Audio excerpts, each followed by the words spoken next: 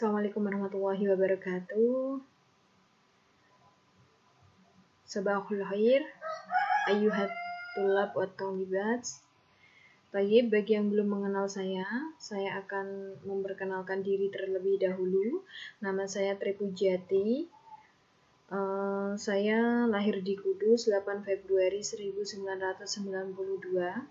Saya berasal dari Dawe Kudus.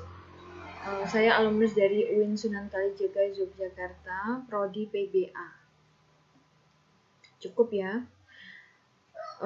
Tayyib, fi hadhihi fursah as-saminah nahnu sanabhasu manhaj ta'limul lughah al-arabiyyah. Pada kesempatan kali ini kita akan membahas kurikulum pembelajaran bahasa Arab. Secara spesifik yang akan kita bahas yaitu pengembangan dari kurikulum bahasa Arab itu sendiri. Bagaimana sih sebenarnya pengertian dari kurikulum? Ma makna min manhaj? Tayyib. Di sini ya, hakikat kurikulum bahasa Arab.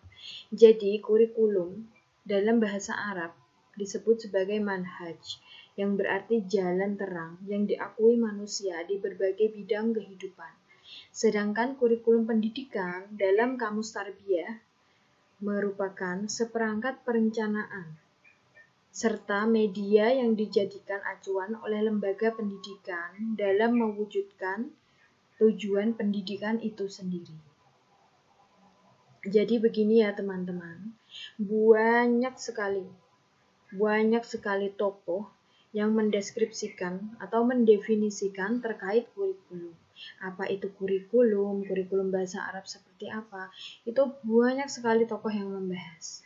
Sehingga lahirlah banyak sekali teori-teori dalam kurikulum. Jadi di sini saya berusaha mengambil intisari dari pengembangan kurikulum sendiri itu seperti apa. Hal ini juga selaras dengan Undang-Undang Nomor 20 Tahun 2003 tentang Sistem Pendidikan Nasional menjelaskan bahwa kurikulum adalah seperangkat rencana pengaturan mengenai isi, bahan, pelajaran, serta cara yang digunakan sebagai pedoman penyelenggaraan kegiatan pembelajaran untuk mencapai tujuan pendidikan tertentu.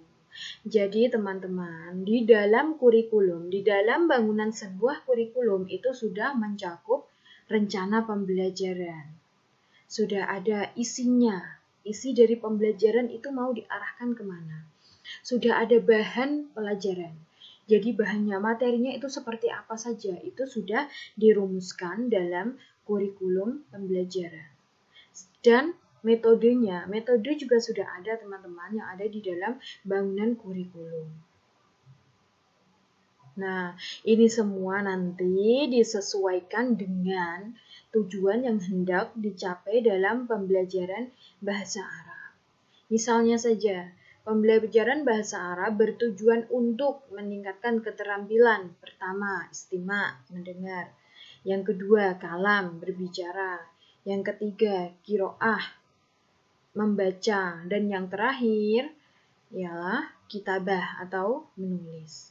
Jadi nanti semua yang ada dalam kerangka kurikulum tersebut berusaha untuk mencapai tujuan dari maharatul lughat atau keterampilan berbahasa sebagaimana yang sudah saya sebutkan tadi. Nah, dari sini inti dari kurikulum pembelajaran bahasa Arab merupakan seluruh program pembelajaran bahasa Arab yang terencana dari suatu institusi pendidikan yang mencakup proses, implementasi, dan evaluasi. Jadi dalam kurikulum itu pasti ada yang namanya proses. Proses pembuatan kurikulum itu seperti apa? Kurikulum itu dikembangkan seperti apa? Kemudian setelah dikembangkan, kurikulum itu kemudian diimplementasikan dalam kegiatan belajar mengajar. Siapa yang mengimplementasikannya? Jelas ya di sini. Implementasinya yaitu guru. Jadi nanti setelah proses pengembangan kurikulum bahasa Arab, kemudian guru yang bertindak sebagai implementator. Dan kemudian setelah diimplementasi, nanti ada satu kegiatan yang dinamakan evaluasi.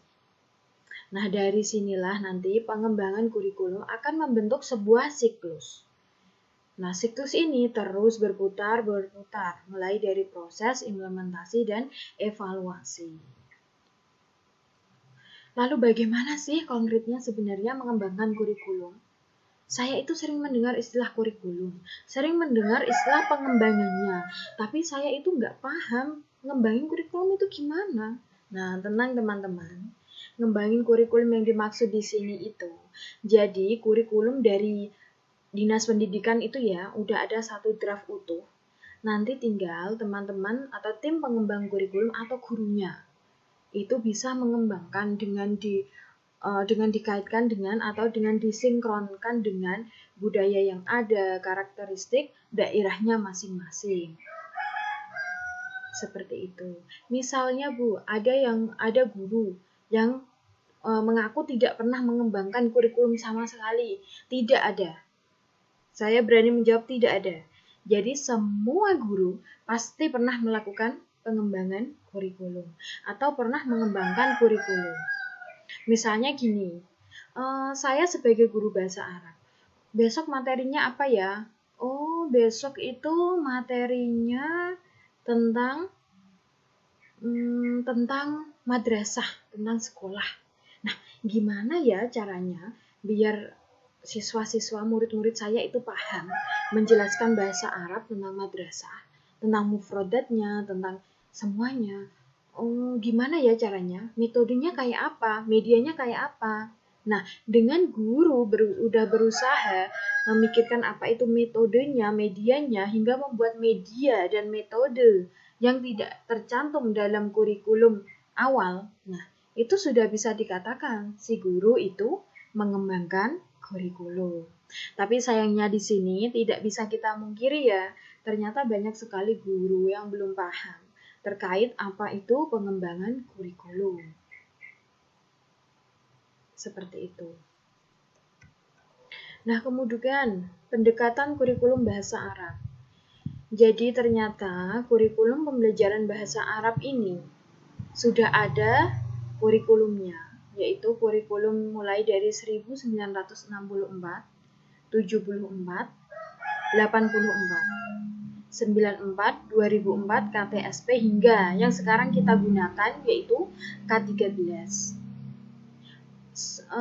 Distingsinya di mana? Distingsinya itu ada pada kurikulum 1964 hingga 84 itu mereka Nadhoriyatul Furu'.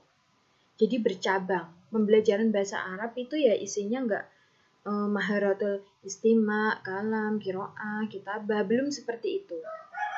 Jadi isinya masih pembelajaran nahwu sendiri, pembelajaran shorof sendiri, dan pembelajaran lain yang menunjang bahasa Arab itu secara terpisah-pisah atau bercabang. Kemudian kurikulum 94 hingga 2004 ya. 94 hingga 2004 ini Nadhoriyatul Wahdah sampai sekarang menjadi satu kesatuan kurikulum itu. Jadi tidak memenggal-menggal atau memisah-misah atau mencabang-cabangkan materi-materi yang berhubungan dengan bahasa Arab. Semuanya menjadi satu kesatuan pada mata pelajaran bahasa Arab. KTSP gimana? Sama saja. Nadhoriyatul Wahdah. Dan K13 juga sama saja Nadhoriyatul Wahdah. Saya yakin teman-teman ini sebagai pelaku sejarah dari KTSP ya, pasti inilah, dan K13 pastinya merasakan perbedaan antara kedua kurikulum tersebut. Samir. Nah, ini kurikulum bahasa Arab yang sedang kita implementasikan saat ini memiliki ruang gerak pengembangan sesuai dengan visi, misi, tujuan, dan kebutuhan lembaga, di mana bahasa Arab diajarkan karena pemerintah pusat dalam kurikulum tersebut hanya menentukan SKL dan SI, sedangkan untuk mengembangkan materi pokok, kegiatan pembelajaran dan indikator pencapaian kompetensi, untuk penilaian diserahkan pada pihak lembaga. Nah, inilah yang kita sebut sebagai pengembangan. Nah, mohon maaf ya tadi terjeda. Ya, jadi di sini pemerintah pusat dari Dinas Pendidikan itu hanya menentukan SKL, standar kelulusan, dan SI atau standar isi. Sedangkan kita yang di sekolah, tim pengembang, atau guru, ini kita harus aktif dan kreatif dalam mengembangkan kurikulum tersebut.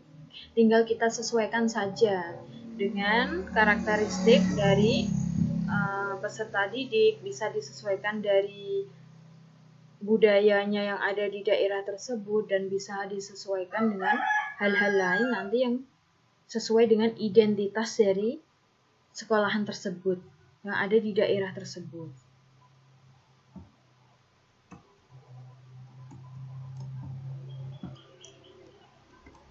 Nah, kemudian peran dan fungsi kurikulum. Jadi, kurikulum itu memiliki peran dan fungsi. Yang pertama yaitu konservatif. Yang dimaksud peran konservatif, maksudnya gimana ya? Ya, peran konservatif ini yaitu peran di mana kurikulum itu harus bisa mempertahankan identitasnya. Misalnya dari segi budaya. Jadi budaya yang ada di daerah tersebut harus dicantumkan dalam kurikulum atau karakteristiknya itu harus tampak. Jadi nanti antara satu sekolah di satu daerah itu nanti bisa berbeda dalam pengembangan kurikulumnya. Yang kedua yaitu peran kreatif. Jadi kreativitas dari tim pengembang kurikulum dan guru ini bisa ya dikaitkan untuk mengembangkan kurikulum bahasa Arab. Semakin kreatif, pembelajaran semakin bagus tentunya. Dan yang ketiga yaitu peran kritis dan evaluatif. Jadi, kurikulum ini juga harus kritis terhadap fenomena apa yang melingkupi dari kurikulum itu sendiri, dari daerah tersebut, dari sekolah tersebut itu seperti apa. Dan harus evaluatif. Evaluatif yang dimaksud di sini adalah mampu memberikan problem solving atau pemecahan masalah terhadap suatu masalah yang ada di daerah tersebut. Jadi di sini teman-teman, kurikulum itu bukan hanya sekedar kurikulum teks mati yang kemudian tidak diisi dengan berbagai peran-perannya. Semuanya memiliki peran, harus kita sesuaikan dengan keadaan yang ada di lingkungan kita. Kemudian fungsinya ini ada banyak ya. Yang pertama fungsi penyesuaian. Tadi tinggal disesuaikan antara kurikulum yang dari pemerintah pusat tadi ya, disesuaikan dengan karakteristik dari sekolah kita. Yang kedua fungsi integrasi, yaitu penggabungan. Semuanya digabungkan menjadi satu, tidak terpisah-pisah. Nanti kalau ada kurikulum pusat sendiri, kurikulum sekolah sendiri, tidak. Jadi semuanya itu harus disatukan, diintegrasikan menjadi sebuah kesatuan produk kurikulum yang telah dikembangkan oleh tim pengembang kurikulum. Selanjutnya fungsi diferensiasi, yaitu membedakan. Jadi kurikulum itu bisa berbeda. Kurikulum itu bisa berbeda antara satu sekolah dengan sekolah lain, antara satu sekolah di daerah tertentu dengan daerah lain, ini berbeda. Kemudian fungsi persiapan. Ya, kurikulum ini harus dipersiapkan dengan secara matang oleh sekolah sebelum diimplementasikan oleh guru ke dalam kelas. Semakin matang persiapannya, maka kurikulum semakin bagus. Apalagi kalau pengembangnya bagus, dijamin ini kurikulum akan bagus. Kemudian fungsi diagnostik.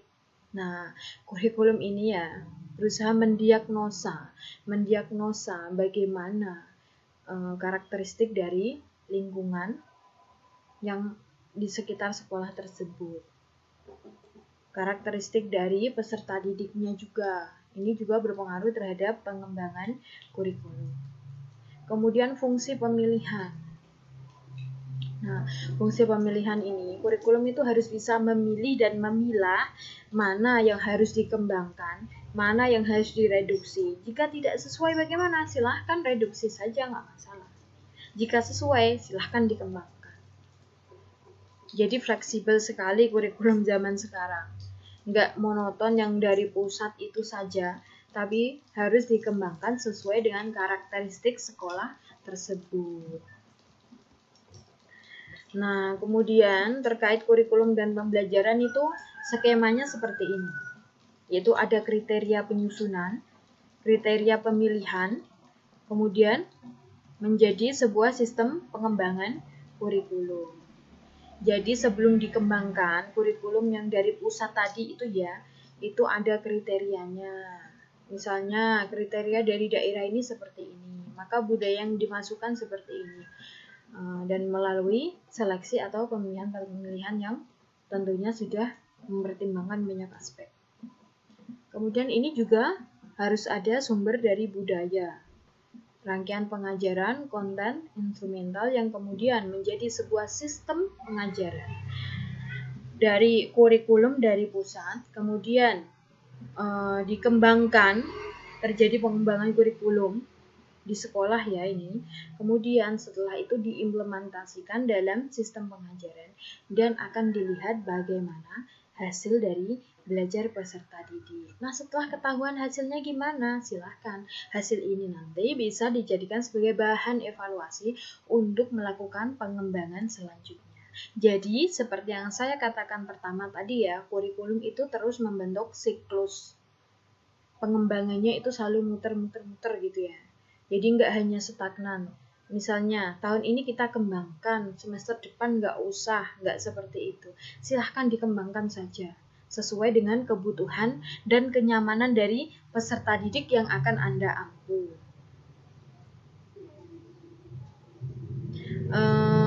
Baik, cukup ya saya kira. Nanti terkait tanya jawab bisa kita lakukan di sesi berikutnya. Hakadha minni syukran ala ihtimamikum. Assalamualaikum warahmatullahi wabarakatuh. Syukran.